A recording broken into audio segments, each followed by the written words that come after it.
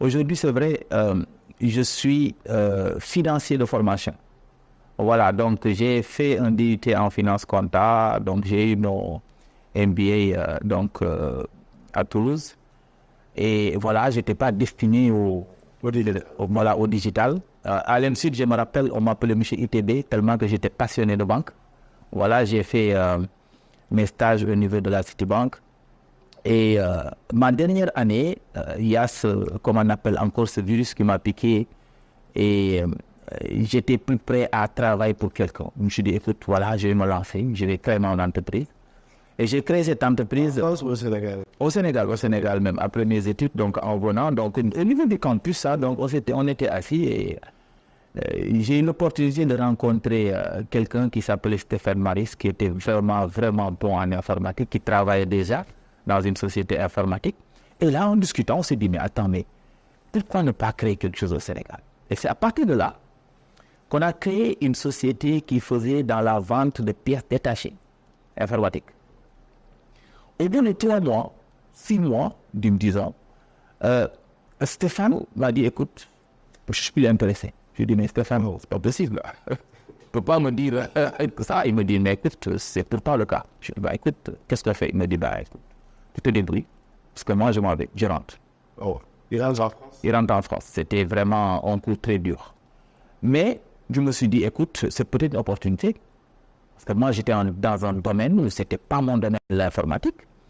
Et du coup, je me suis dit, mais écoute, pourquoi ne pas réfléchir sur autre chose? On a commencé par les services. Je dis, bah oui, étant donné que notre fournisseur principal nous a lâchés, parce que le fournisseur nous a carrément dit, écoutez, moi je connaissais Stéphane, il n'est plus là. Eh ben écoute, je sais pas. Ah oui, je parle là aussi. Je dis, C'était la garantie. exactement.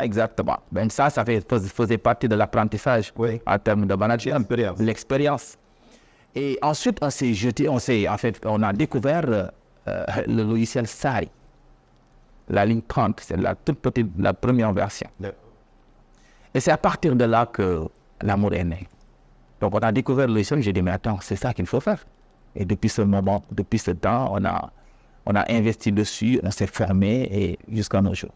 Jusqu'à nos jours, et aujourd'hui, vous êtes donc le fondateur et le directeur général de HPC qui travaille dans la vente de solutions de gestion. C'était comment au départ? Parce qu'on est à Sénégal numérique, on aime bien parler entrepreneuriat aussi. C'était comment au départ, à côté peut-être de cette expérience avec Stéphane le Français qui rentre sans prévenir chez lui? C'était quoi les autres écueils qui ont forgé le caractère de l'entrepreneur que vous êtes aujourd'hui dans le TIC? Voilà, moi j'ai l'habitude de le dire, hein, et je le dis souvent aux jeunes entreprises. Je dis que, vous savez, c'est un long processus. Parce que pour se faire connaître, il faut avoir des clients. Il faut avoir des clients qui se font confiance. Au départ, ce n'était pas évident, parce que je parle juste sur le plan au Sénégal, vous savez. Hein, donc aujourd'hui, au départ, quand tu commences ton entreprise, c'est très difficile aujourd'hui que les banques te fassent confiance. Je pense que tout le monde le vit.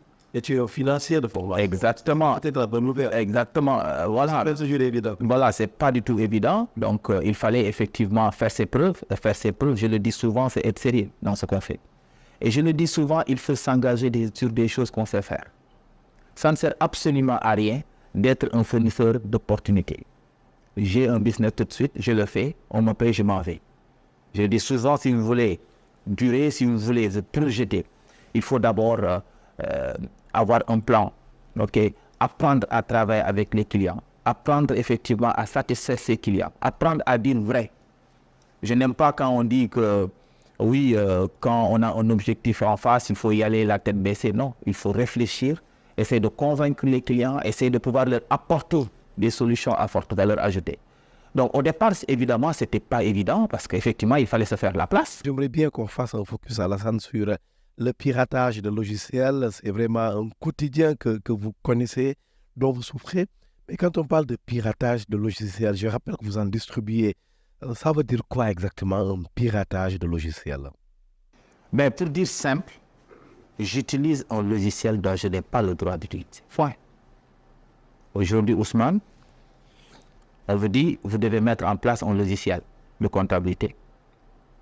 Vous dites, écoutez, est-ce que c'est possible de l'installer? Tout en sachant bien entendu que vous n'avez pas acquis les droits d'utilisation de ce logiciel, vous êtes en train de pirater.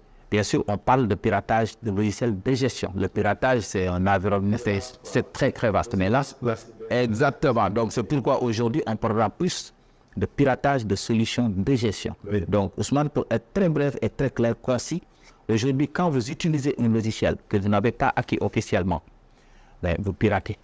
Vous utilisez un logiciel dont vous n'avez pas les droits d'utilisation. Et concrètement, le piratage il se fait comment? Je sais peut-être qu'en vous posant la question qu'on va donner naissance à de nouveaux pirates de logiciels, mais concrètement, si on veut pirater un logiciel, on fait quoi? Techniquement, bien sûr. Bien écoutez, il y a plusieurs façons. Aujourd'hui, il y a des personnes, qu'est-ce qu'ils font? Ils craquent carrément l'application. Moi, j'ai vu des cas où, quand tu regardes au niveau du logiciel, tu ne vois même pas de numéro de série. Wow. Voilà. Donc, cette personne utilise une application, pirate l'application et vient l'installer à d'autres personnes. Comme j'ai l'habitude de le dire.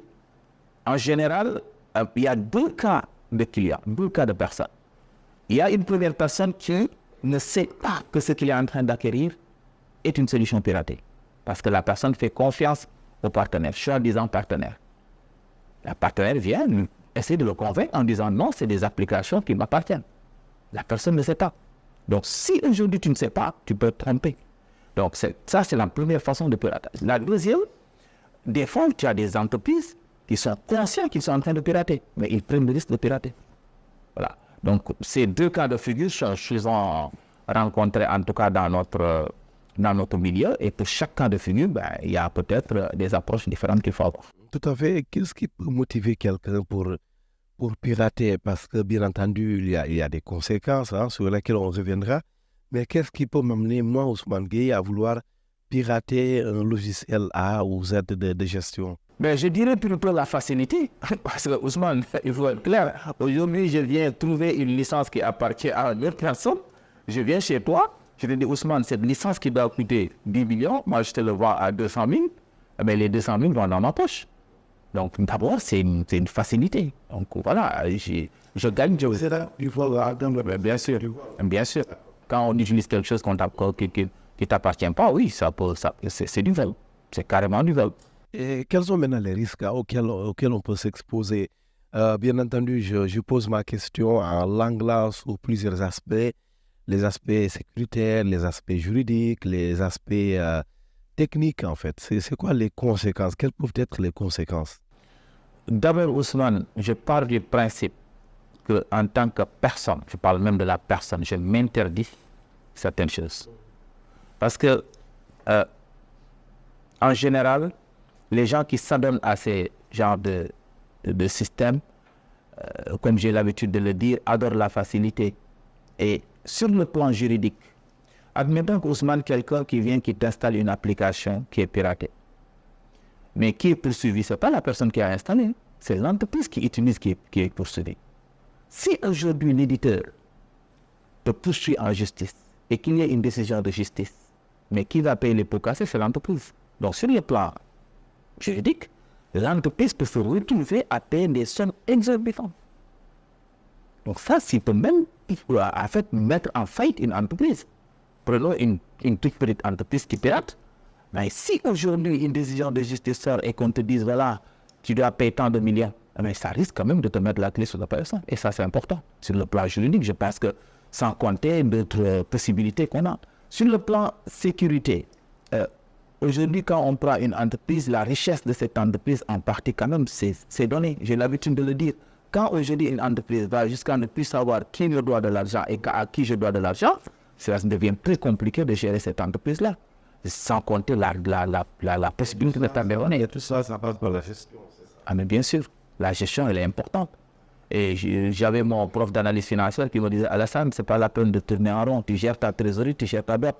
C'est important quand même. La trésorerie, c'est le nerf de la guerre. Donc, c'est important pour une entreprise de pouvoir être en mesure de pouvoir piloter son entreprise, de pouvoir avoir une visibilité dans le court, moyen et long terme, de pouvoir se projeter. Et ça, pour le faire, bien entendu, il faut avoir les outils nécessaires qui te permettront de le faire.